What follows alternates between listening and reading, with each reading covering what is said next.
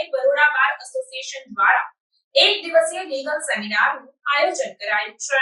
તારીખ 30 જૂનના રોજ સર સયાજીરાવ નાટ્યગૃહ ખાતે બરોડા બાર એસોસિએશન દ્વારા કેટલાક કાયદાઓમાં સુધારા કરીને નવીન કાયદાઓને લઈને એક દિવસીય લીગલ સેમિનારનું આયોજન કરવામાં આવ્યું છે। કેન્દ્ર સરકાર દ્વારા કેટલાક જૂના કાનૂની કાયદાઓમાં સુધારા વધારા કરવામાં આવ્યા છે, જ્યાં સુધારાવાળા નવીન કાયદાઓનું આગામી તારીખ 1 જુલાઈના રોજથી અમલ કરવામાં આવશે, જેથી આ સુધારાવાળા કાયદાઓનું લોકોમાં સમજ અને વિસ્તૃત માહિતી મળી રહે તે માટે બરોડા બાર એસોસિએશન દ્વારા શહેરના અકોટા સ્થિત સર સયાજીરાવ નાટ્યગૃહ ખાતે એક દિવસીય લીગલ સેમિનારનું આયોજન કરવામાં આવ્યું છે, જેમાં વડોદરાના નામાંકિત વકીલો તેમજ કાયદાના તજજ્ઞો દ્વારા સુધારા કરવામાં આવેલા નવીન કાયદાઓ વિશે જાણકારી આપવામાં આવશે, જેથી લોકોમાં સુધારા કરાયેલ નવીન કાયદાઓનું જ્ઞાન મળી રહેશે।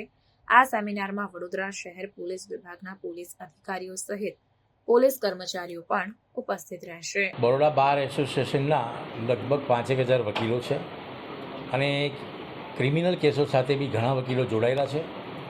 આપણો અંગ્રેજોના સમયથી જે કાયદો ચાલે આવ્યો છે એમાં Indian penal code, criminal procedure code અને ઇન્ડિયન એવિડન્સ એક્ટ તરીકે જે ઓળખાય છે એ કાયદાને હવે નવું સ્વરૂપ આપવામાં આવ્યું છે।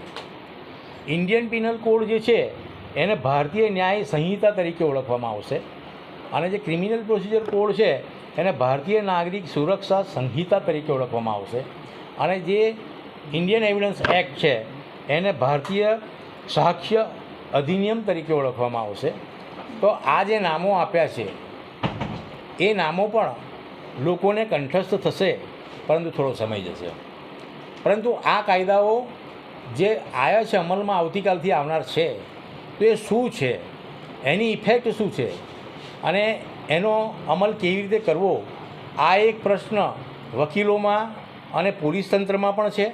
અમારા કાર્યક્રમમાં માત્ર વકીલો જોડાવાના છે એવું નથી, પરંતુ અમારા આ જે પ્રચાર થઈ રહ્યો છે કે અમે આ કાર્યક્રમ કરી રહ્યા છીએ, સેમિનાર કરી રહ્યા છીએ, એથી અમને ઘણા પોલીસ અધિકારીઓના પણ ફોન આવ્યા છે। એમને કહ્યું કે અમે પણ આવી શકીએ, તો અમે એમને કહ્યું કે મોસ્ટ વેલકમ। એટલે આ એક એવું સેમિનાર છે કે જે સામાન્ય માણસ માટે પણ જરૂરી છે, પરંતુ સામાન્ય માણસ અને આ બધાય માટે જો આ કાર્યક્રમ કરવામાં આવે તો મારી પાસે એટલી મોટી કોઈ જગ્યા જ નથી, જેથી અમે આ અકોટામાં આવેલ મ્યુનિસિપલ કોર્પોરેશન તરફથી જે સર સયાજીરાવનું જે ગૃહ છે એ અમે નક્કી કર્યું છે અને એમાં અમે જ્યારે શરૂઆતમાં કેટલા વકીલો ભાગ લેશે એના માટે અમે જાહેરાત કરી તો લગભગ 1250નું રજિસ્ટ્રેશન માત્ર 3 દિવસમાં થયું હતું અને ત્યાર પછી પણ બીજા ઘણા બધા લોકોનો અમારી પાસે ધસારો છે। એટલે આવતીકાલે જે અમારો કાર્યક્રમ છે એ ખરેખર ખૂબ જ અદ્ભુત રહેશે અને તમામ વકીલોના માટે ખૂબ જ લાભદાયી બનશે અને આ કામ હું મારા બરોડા બાર એસોસિએશનના મારી સાથે આ જોડાયેલા તમામ કમિટી મેમ્બરોના સહકારથી કરી રહ્યો છું। આ કોઈ એક વ્યક્તિનું કામ નથી, મારા એકલાનું કામ નથી। મારી જોડે મારા વકીલ જે ચૂંટાયેલા છે મારી જોડે બરોડા બાર એસોસિએશનમાં સેક્રેટરી તરીકે, જનરલ સેક્રેટરી તરીકે, ટ્રેઝરર તરીકે અને કમિટી મેમ્બરો તરીકે, તેમજ મારી સાથે બાર કાઉન્સિલર ગુજરાતના રણજીતસિંહ રાઠોડ પણ છે અને અમારા તમામના સહિયારા પ્રયાસથી આ એક કાર્યક્રમ થઈ રહ્યો છે અને એમાં આવતીકાલે અમે આ નવા કાયદા શું છે એની સમજ માટે તમામ વકીલોને અમે આ જે કાયદાના પુસ્તક પણ આપવાના છે। સાહેબ, જે કાયદો આખો બદલાવા જઈ રહ્યો છે, મુખ્ય વક્તા તરીકે કોણ આવશે સમજણ? મુખ્ય વક્તા તરીકે અત્યાર સુધીને આ ક્રિમિનલ પ્રેક્ટિસ સાથે વર્ષોથી જોડાયેલા હોય એવા સિનિયર વકીલો કે જે શૈલેષ પટેલ છે એ આઈપીસી ઉપર માર્ગદર્શન આપશે।